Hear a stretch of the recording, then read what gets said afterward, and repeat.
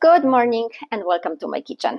Today on my menu, another type of cookies for you. Those cookies will have some dry fruits and nuts in them.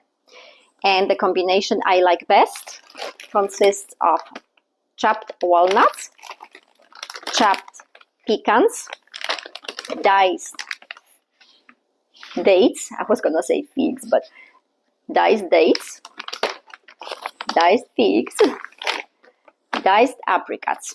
If you do not have one of those or only two, it still will work. Or you can substitute one of those for golden raisins, and golden raisins will work great with that recipe. Once my dough is ready, then I'll just put the mixture of the nuts and dry fruits in on a cookie sheet, bake it for 15 minutes, and as my daughter says, voila, cookies are ready.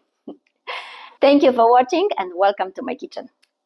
For today's cookies, I will need 1 cup of all-purpose flour, 5 tablespoons of butter, 2/3 of a teaspoon of baking powder, and please do not put more than that, half a cup of sugar, 1 egg, half a packet of regular Philadelphia cream cheese, and mixture of dry fruits and nuts. I have about 1.5 cups here. For this recipe, I could use a mixer like this or just a regular everyday simple handheld mixer.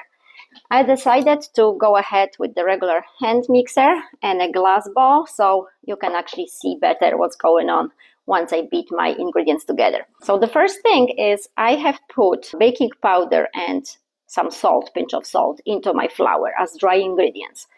And then in my bowl, what I need to beat together first is the butter and sugar. So sugar and butter go first.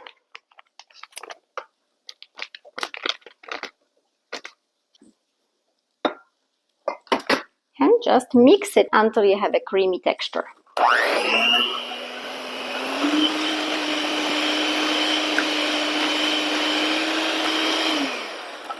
Mix it for a few minutes. You want the sugar and the butter to incorporate, and then you will add your cream cheese to it. After the cream cheese is mixed with the sugar and butter, then you add the egg and mix it up. Once the egg is there, couple minutes, turn it off, and the flour, you will just use a spatula to mix it all in.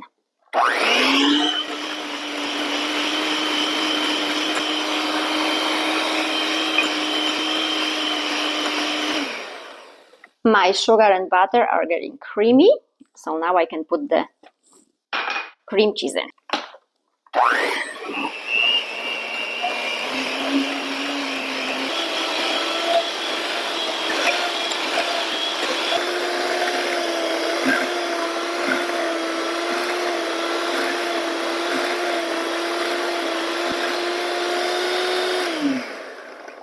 And once it is creamy and fluffy like this, the egg goes in and my mixing power goes a little bit lower.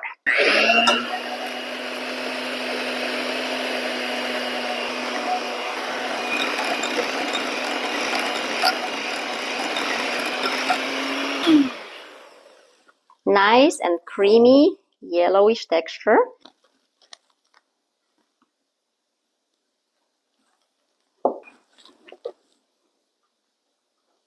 So again, I had a pinch of salt and the baking powder in. Just mix it slowly.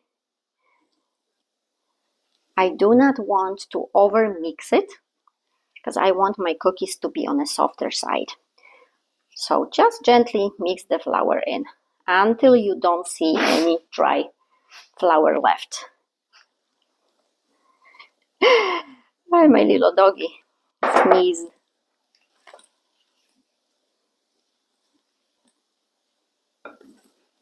And now, mixture of dry ingredients.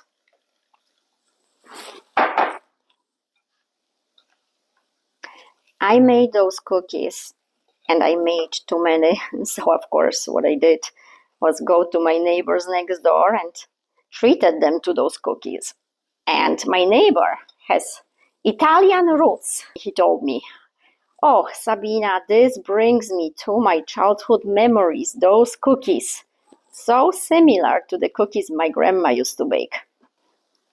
It was just a nice conversation afterwards. I'm Polish, he's Italian, we are here in United States, just mingling. I have friends from Mexico and Russia and Bulgaria. It's wonderful to get together and talk about different things. Just makes life interesting. So a few more and then I am done here. I will need my cookie sheet and start putting those cookies on a cookie sheet. And now it's also a good time to preheat my oven to 350. This particular cookie dough is a little bit sticky. So either use a spoon, or if you have smaller ice cream scoop, then you can use that as well.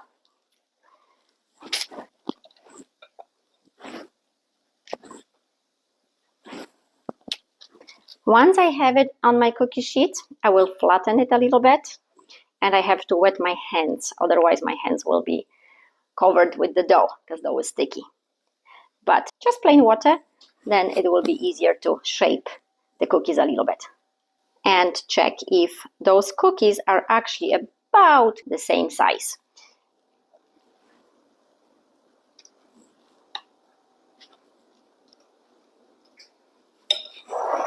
And here I have some water, so I will use just my 2 fingers here to flatten it down a little bit and check if the sizes are about the same.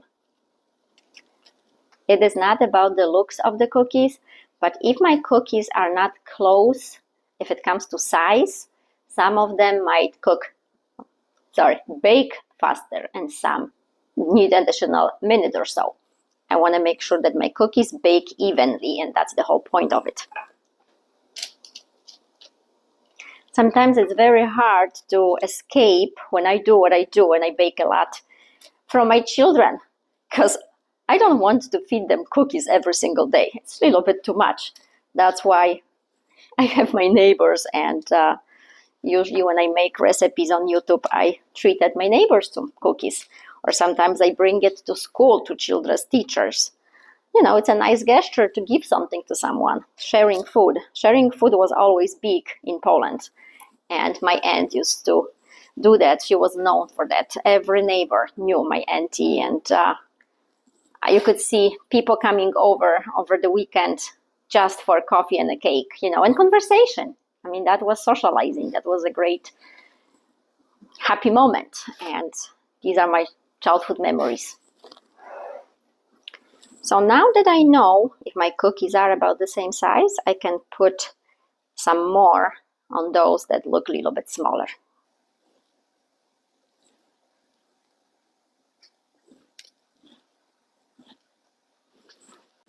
And I wanted to come closer to show you how my cookies look like before I bake them. 1 tablespoon for me is enough for the size of those cookies. My oven is preheated, so now it is time to put them in. Before I put them in, I thought I'll share another thing. I have this brown sugar that is very coarse. Probably I'm not pronouncing it right. It's very thick, not finely grinded, but coarse. That's the way to say it. I apologize, my accent, I know sometimes it's hard. But thicker sugar, brown sugar. If you wanted to sprinkle some on top of those cookies before you bake them, then that's another option. For me, those are sweet enough and I don't need them, so I will cook them just the way they are. And from the recipe that I have, I will have somewhere around 18 cookies.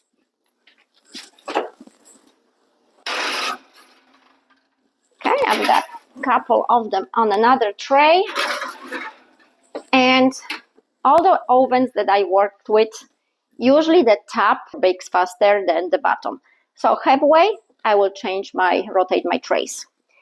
The top, I like crispy for those cookies. So I want to make sure that the ones that I put on the bottom will also get the crispiness. I will see you in about 15 minutes.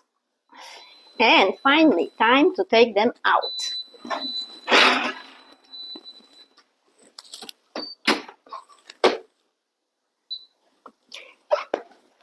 When you see this beautiful golden color and a little bit brownish top, you know those are ready. Not every oven is exactly the same. Sometimes you get an oven and you have to use it a few times before you figure out if the temperature was set up right. Is the bottom shelf better for baking or is the top shelf better for baking? Not all ovens are created equal. So I like to give myself a minute or two, depending how long the baking time is in general, the total time of baking, and check on anything I make. I had 3 different ovens and different experiences with all 3. So the best indication again is the color. You do not want to burn them, but you want a nice golden, crunchy, kind of brownish a little bit. The crunch from the nuts and the sweetness from the dry fruits, I think it's a great mixture. I hope you will enjoy those as much as my family. Thank you for watching. And again, it's still January. Happy New Year.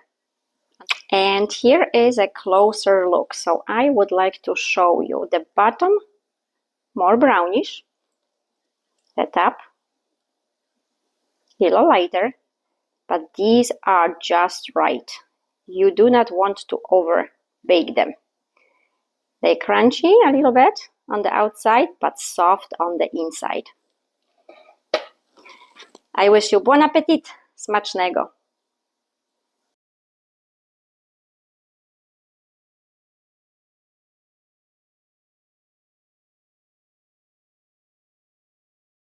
I would like to let you know why I am a big fan of using scale instead of the cups. I do put measurements in cups, so it's easier. As you know, I'm from Europe, so everything for me is in grams. And here in United States, any recipes you have is usually in cups. But I want you to pay attention to one thing, so take it as a tip. I learned by mistakes because I've done it before. So I have put together a flour, the same flour, all-purpose flour, into the same measuring cups. Exactly 2 cups in here and exactly 2 cups in here. But I want to measure it using the scale and show you if there is a difference and how much of a difference it can be. So here is the first 2 cups of flour, as you can see, 2 cups. And here is exactly 2 cups.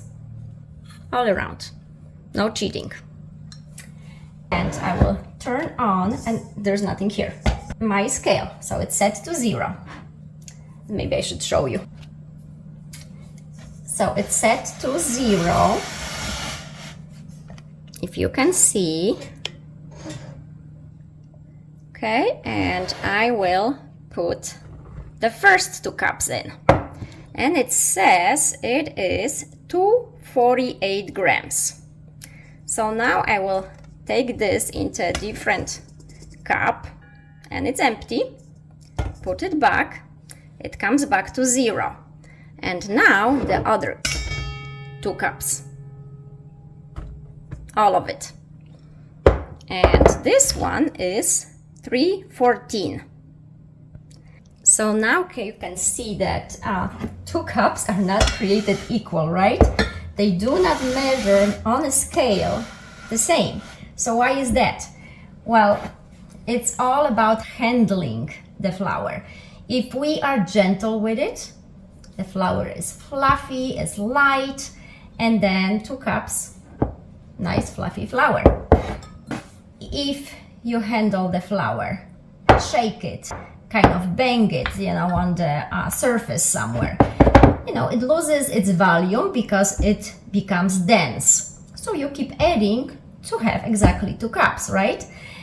Well, but it's much more heavier. It's much more flour that you need. So if you ever had a cake and you tried to follow the measurements and directions and the cake wasn't quite the way you hoped, it wasn't as fluffy, it wasn't as delicate, it wasn't as soft, well, maybe because there was too much flour. So it's just a tip, and I hope you will find it helpful to kind of pay attention to how we handle flours. I know how it is when you bake something and you put your heart into it, time into it, and then it doesn't come out the way you hope for.